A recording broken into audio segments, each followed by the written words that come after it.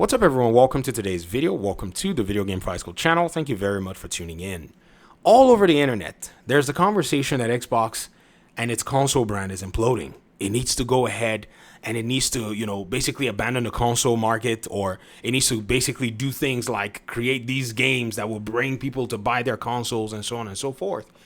But the one challenge here that I have a problem with is, with all of this said, a lot of the folk that are actually purporting this are not looking at Xbox's steps to actually expand their hardware and continue to produce hardware that is appealing to an audience that they seem to be able to have some access to. Now, let's go ahead and take a look very carefully at what this means. So Xbox basically leapfrogged over PlayStation in some interesting metrics. You guys remember just, last year we saw the Insomniac leaks and PlayStation's analytics, and a lot of PlayStation, I think maybe they're loyalists. They were in a lot of denial when, this stuff was out there. I was very surprised how they were basically, turning their eyes to this news, because the news was very clear and the details were actually, unfortunately, that's how we got them. They were actually very directed, and they actually exposed a lot of things going on within PlayStation's ranks. Now, with this in mind, I wanted to go ahead and basically see if we could catalog, at this moment, Xbox's strategy and what they're up to in terms of the gaming scene. Number one is, we know that Xbox is interested in continuing to deliver more hardware.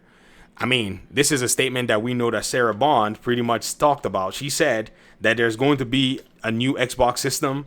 There are even, conversations that there are going to be new leaps in terms of the way the console is going to advance. They even refreshed within this particular generation. They already refreshed their consoles, which is something that is weird because I don't see a lot of people talking about this.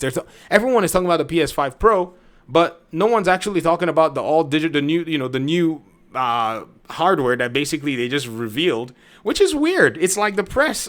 No, it's not the press. I guess the perception of Xbox is always so weird. Like Xbox would be doing something, as big as PlayStation, but everything PlayStation does seems like bigger. Like, oh, PS5 Pro, we're going to improve it by, so and so. They're not changing the CPU. They're giving you like just a little bit more of a higher clock speed. And it's the biggest thing ever. Like, and then you get an Xbox that basically gives you, it improves the Series S, improves its memory and all of the above. It's not really a big deal to me. I play on PC, but still, it's just as, good of an improvement. And they've already pretty much refreshed their hardware, and it's going to be available in holiday 2024. And everyone is still over here saying, why are they bothering? They need to get out of hardware. And I'm thinking to myself, are y'all not seeing this? Anyways, I don't know what to say, guys. It's almost like, you can force you can lead a horse to the water, but you can't force it to drink. That's what I've concluded about a lot of folk. So what I continue to do is I just continue to make my videos at the end of the day. So maybe one day the horse will probably be like, hey, man, I'm kind of thirsty and I'm going to get a drink of water. In seeing this, what is Xbox, doing to expand their hardware? Well, number one, they basically took the leap and decided that if we're not going to be able to deliver hardware directly to the customer, what we need to do is we need to convert the customer's existing hardware to a possible platform for us. At first, this sounded like a crazy idea. And I'm sure anybody would have thought about it and said, well, nobody really, liked the proposition that Microsoft Gaming brought when they wanted people to play, pay to play online and all of that. But Xbox, seeing that there was an opportunity and seeing that Steam was sitting just sitting all pretty, they realized that, hey, man, we can basically create our Game Pass subscription. We can bring it to PC. PC had a different offering when Game Pass first came out. I don't know if many people know. PC had games that were not available, that were available on the console that weren't available on Game Pass. So I see people complaining now that, you can get a tier of Game Pass for less money on PC than, on Xbox. I say come to PC to that, because I've always said it, it's that cost of paying to play online that they're putting in there for you. On PC, you won't have to pay it. You don't have to pay it. And if they try to make you pay it, we have ways of creating local servers around video games and such. And if anything, we just won't buy the stupid game. Forget about it. So that's pretty much, in my opinion, something that, you're in a position for. So thankfully, Steam has already established a market and they're more pro-consumer. So Xbox has to take basically the same route.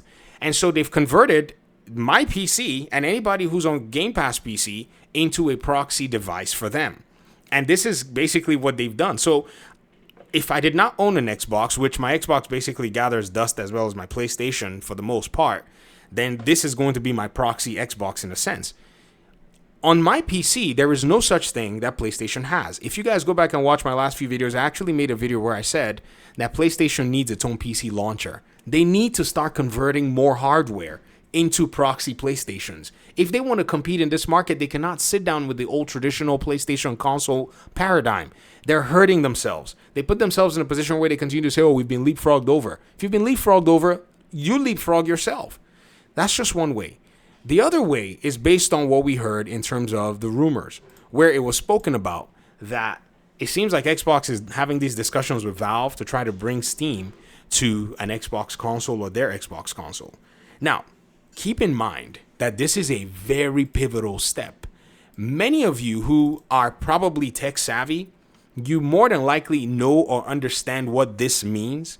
Some of you who may not necessarily, kind of understand the implications and look at it from just the financial perspective and such, your premonitions are probably right. They're doing it so that they can basically make money and give, say, their consumers access to other storefronts so that the Xbox gamer not only feels like a console gamer, but now feels like they're a PC gamer. Because Xbox has made the PC gamer have access to the things that console gamers should have. So it seems like Microsoft wants to bring the proposition to the console gamer to make you seem like you have what the PC gamer has.